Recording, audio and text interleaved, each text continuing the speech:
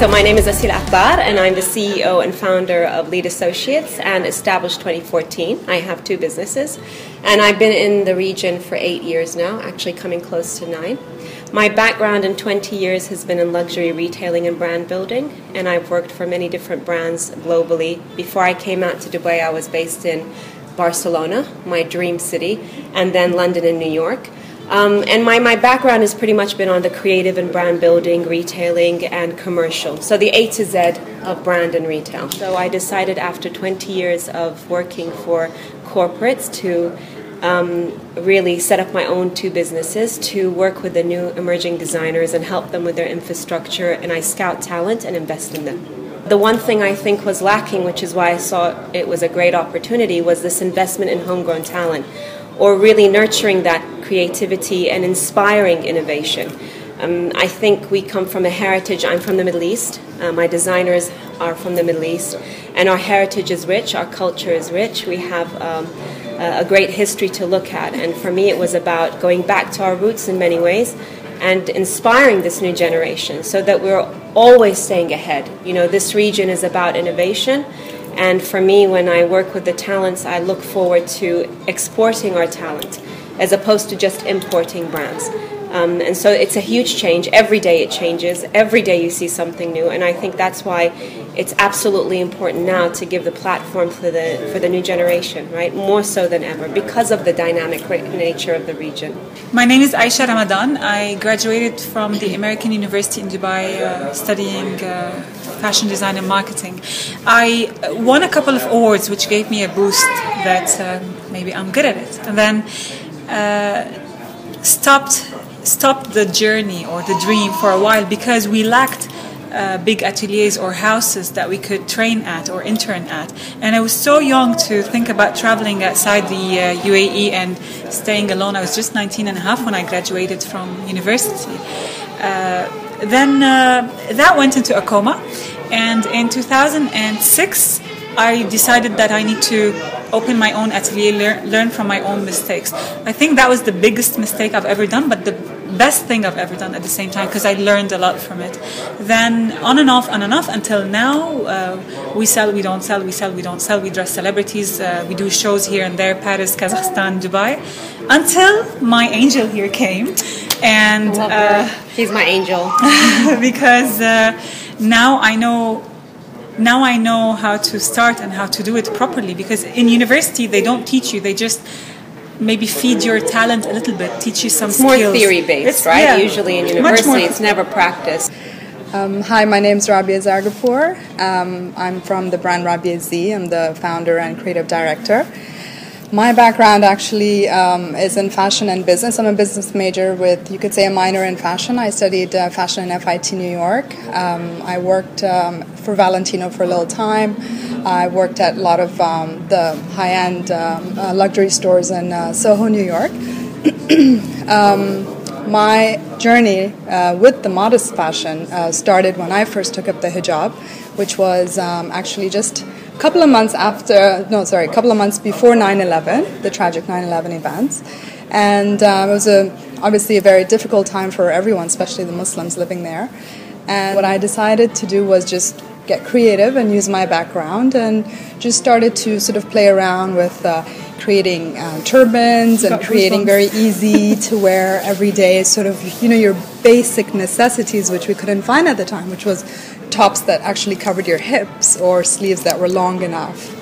And I'm talking 2000, 2001, impossible to find.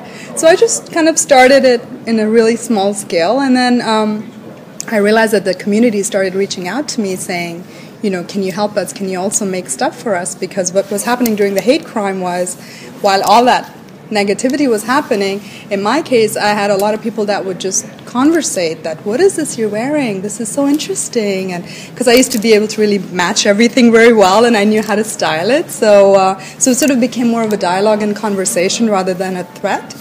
And once with the community reaching out, I decided, okay, let me just start it online, and I did. I just had a small online-based store, and little did I know that it was such a huge need, because people from all over the world started reaching out, and so I felt, okay, maybe this is my calling, and I should really focus on this. So the rest they say is history. When I moved back home, because Dubai is home, when I moved here, I decided to launch Rabia more as a fashion label rather than an online store. And it was very well received, alhamdulillah. We did kind of stick to branding for quite a few years, which most people advised me against. But I think it was good to create the demand because it was a market that didn't exist at the time. When we did decide to launch, we launched online through an online shopping cart through Facebook, actually. And we realized we were selling, overnight to 45 countries. So, alhamdulillah. So it's been very rewarding ever since. But yeah. When I scout the talent, what we look for is not what I'm physically seeing from a collection. What I look for is the inner soul of the designer, and if they actually have the creative ability and tenacity to want to learn and to become a brand. So often I'll ask each of the designers I meet, are you a designer or do you want to be a brand? Because they're two very separate things. And then how my company works with them is I take them through, the first part is a 12-month process where it's like I'm getting to know you. And with that getting to know you, part of it is the brand and the range building that Aiisha refers to. But from our business side, I'm looking at, is there a synergy? Can we create a sustainable brand? Because often the stigma with up-and-coming creative talents is they're a high risk, right? Buyers don't want to invest in them. Investors don't want to invest in them because they lack consistency.